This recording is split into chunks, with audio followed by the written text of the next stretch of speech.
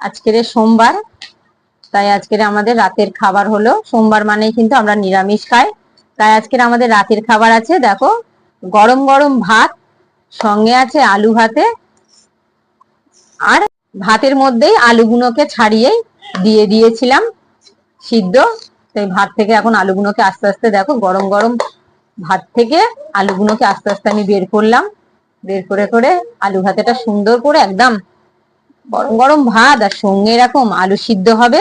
দেখো পাশে একটু নুন নিয়ে নিয়েছি, কাঁচা লঙ্কা নিয়ে নেবো, কাঁচা লঙ্কাটাকে ধুয়ে বোটাটাকে ছাড়িয়ে নেব। কাঁচা লঙ্কা কিন্তু ঝাল ঝাল, কিন্তু একদম গরম গরম আলু ভাতে তো সঙ্গে একটু ঝাল বেশি করে দিই, আর সঙ্গে একটু থাকবে ঘি।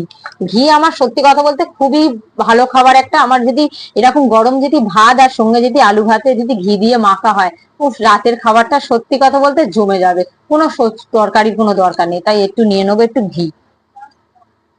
দেখো কার কার এরকম ঘি দিয়ে আলু ভাতে মাখা আর গরম গরম ভাত কার কার ভালো লাগে অবশ্যই কিন্তু কমেন্টে আমাকে জানাবে তো, আমার তো খুব প্রিয়।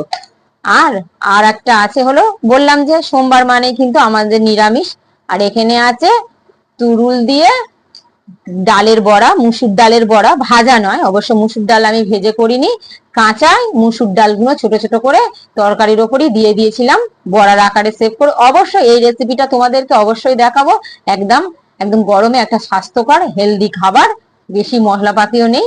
তাই আজকের আমাদের রাতের খাবার হলো, তাহলে দেখালে যে গরম গরম ভাত সঙ্গে আলু ভাতে আর তুরুল দিয়ে ডালের বড়ার তরকারি। তাই আলু ভাতেটাকে সুন্দর করে এখন একটু কাঁচা লঙ্কা বেশি করে দিয়ে দেখো, সেই কিন্তু একটু লাল একটু সবুজ লঙ্কা নিয়ে মাখতে বসে গেছি। এই লঙ্কাটা সত্যি কথা বলতে গেলে খেতে এত অসাধারণ। তাহলে আলু মাখাটা আমার রেডি হয়ে গেল। এবারে আমাদের তিনজনকারে থালাতে আমি সুন্দর করে ভাতটাকে সাজিয়ে দিয়েছি। দেখো এবার আলু ভাতের মাখাটা সবার পাতে এরকম গোল গোল করে নিয়ে নেবো।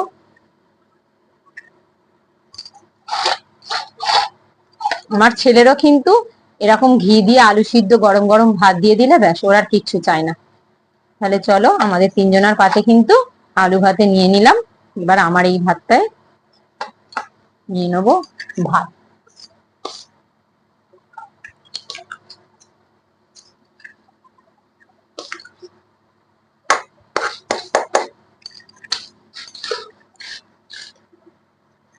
এবারে সবার পাতে দিয়ে দেবো দেখো সেই তুরুল দিয়ে আর ডালের বড়া তরকারি।